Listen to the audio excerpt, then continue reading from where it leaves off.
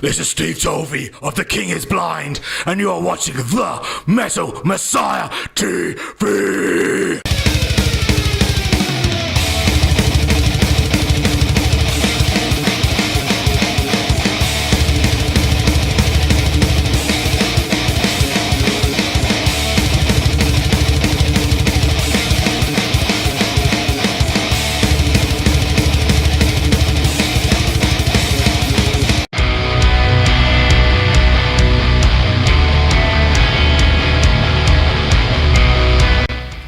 So you've got the tour coming up in October. Yes. What's the plans afterwards? Yeah, so we're probably about 2/3 of the way through completing the writing for album 2. Cool.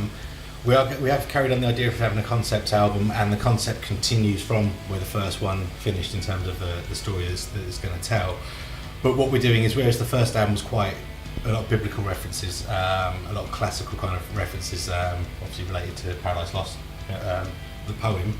Not necessarily the band, but love the band. But yeah, bring it up to date, and then part of that as well is the style of the lyrics will change to be a little bit less kind of classical and a bit more kind of modern and up to date. But it's going to be dealing more with a lot of the shit that's happening at the moment. I think we never got into a band to be political, but once you're in a position, it's hard to not want to say what you think about what's going on. And we've seen a lot. There's a lot of sort of intolerance out in the world, and I think it's funny that metal as an extreme rebellious form of music is becoming quite a left-wing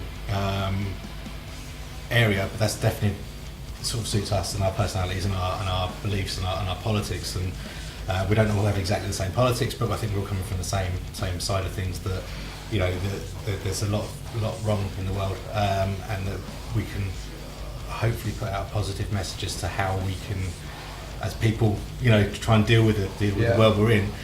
So those are the changes in terms of conceptually. Musically, again, like we said, it's a bit more leaner, a bit more kind of straightforward, punching you in the face. Whereas I think with Our Father we have moments of kind of like Chinese water torture and different ways of hurting you. The new stuff is a lot more kind of blunt force trauma, kind of I suppose you've also got the freedom that on a bass. Yeah. You can sort of feed that in, yes. And of course Kerry's there as well. We can put his input in there as well. Yeah, and that's been good because we said it's about chemistry. I mean, we've been lucky that myself and Lee have known each other 25 years. Me, Lee, and Paul have known each other 20 years. Paul and Barn have worked together with various projects for the last 10 years or so.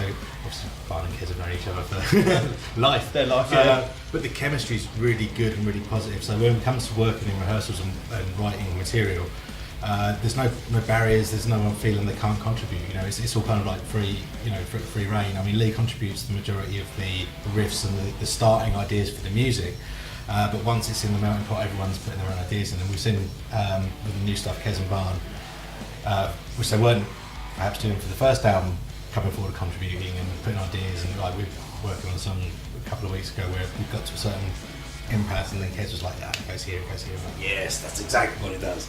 And it's just such a really good kind of like creative environment to be in. And there's no kind of restrictions. I think most of this, if it's heavy, we can do it. I think we proved on Our Father we had elements that were really kind of dark and slow and kind of creepy, crawly kind of stuff, all the way through to some pure blast beating. And I think everything that sits in between, we now know that we can make it work. Yeah. And so, and rather than it being a pressure, it's actually the opposite. It's an inspiration because people really like what we did, so now we're going to do it better. There's no like, if the first album was a bit like mixed reviews, then there's that added pressure of we've got to try and up our game because it was so awesome. It's like, well, it's awesome. We'll just make it better. Yeah, that's basically the approaches, and how do we make it better? And I think you don't want to sort of narrow it down to a couple of influences, because I think it's like 40 plus 45 years of metal, So, but I think in the mindset of this album, we've been looking at bands like Napalm Death, looking at like the Last Nails album, and thinking, if you can say something that effective in 20 minutes, that there's an art to that, of not fucking around. Add to that, we're still into stuff like the more progressive stuff, so like Mastodon is something that's maybe not an obvious one, but kind of always in the back burner as to how you can be, or neurosis, how you can kind of be progressive while still being really heavy and twisted and dark. And those are the kind of like the cornerstones of where we might kind of refer back to. I don't think they're direct influences, but there's definitely kind of an attitude or an approach that we can take from those four bands that kind of really have helped our thinking with this album. Have you any words for the fans? Just immense gratitude, to be fair. I mean, when we started this 2013, it started with Lee gave me a ring and just said, I've got a fucking heavy riff, do you want to do something with it? And we put a couple of tracks up online and just took it from there. To go from there to the response we're getting for the EP, but now for the full album has been genuinely overwhelming. I'm not supposed to be too nice because we're metal, but fucking metal. Exactly, but probably fucking grim and fucking holding oranges and shit. I know, but can't help but grin. I mean, one of the comments back when we were playing Download was like, "You're not supposed to be so happy playing metal," but my counteraction is like, "If you're not happy, why do it? Why not do it?" You know what I mean? We're doing something you're supposed to be enjoying, so exactly. We're supposed to be happy. And we've loved the creative side of it. We've loved every aspect, but to have that really positive feedback from all sides is just it's amazing, to be fair. And like I said, it could be a pressure, it could be a oh shit, how are we going to do this again? But the way we are and the way we kind of work, it's an inspiration. It's like, actually, we know there's a group of people that really like what we do. We really like what we do. So it kind of like spurs us on to do it even better for the next one. Well, you've got that sort of motivation. You think I've done this. The first album kicked out the park. Yeah, there was that motivation of how do we make it better. Yeah, exactly. So on to the next one, bigger, better. So where can they pick up a copy of the album? Yeah, usual places. If you stream, Spotify and Deezer. If you're digital, iTunes and Amazon. But if you want to help support us, help support Cacophonous Records, Cacophonous Cartel store online is the best place to get our album. Link will be in there, along here. And and your Facebook page. Yes, I think part of our approach has always been so we use Facebook, we use Twitter, not so much on Instagram, but trying to get my head around it. Oh no, but I think Twitter and Facebook are the places where we're quite happy to share.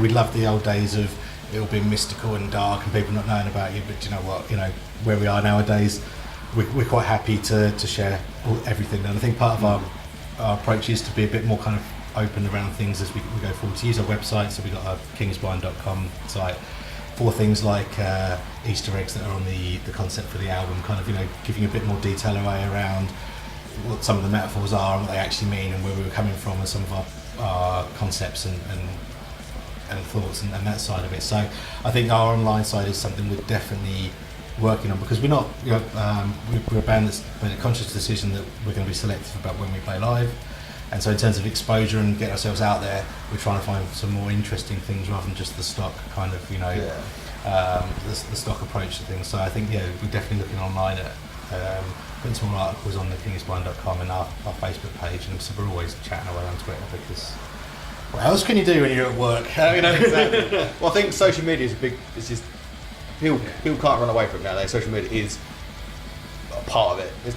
It's the new tape trading. Yeah, it is, and you can't avoid it. And rather than not avoiding it, you have to embrace it. And I think the part of it is we look at how other bands have done their social media, and I think I always think, not with every band, but there's a disconnect. People use Facebook and Twitter to announce things. We're kind of using them to talk to people and say, even if it's like, I'm listening to the new Nukajaya album, it's fucking brilliant. What do you think? I'm listening to Nails Has Blown Us Away, who else is on board with it? That sort of thing. To then talking about our approaches and ideas and things, and it's been really, really, really good to see the interaction.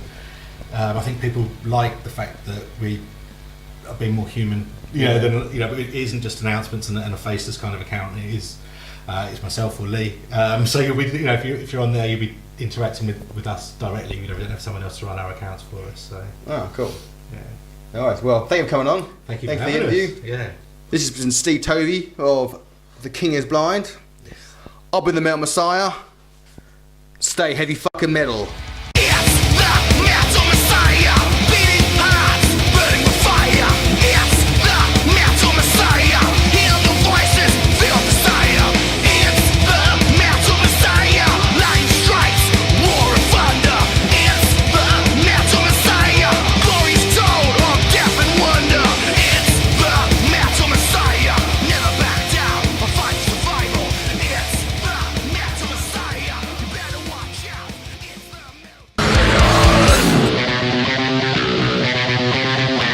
just transitioned from bass and vocals to just vocals. Is there any reason for this, or?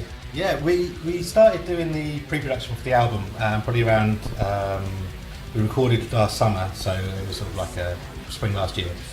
And we did a couple of rehearsals where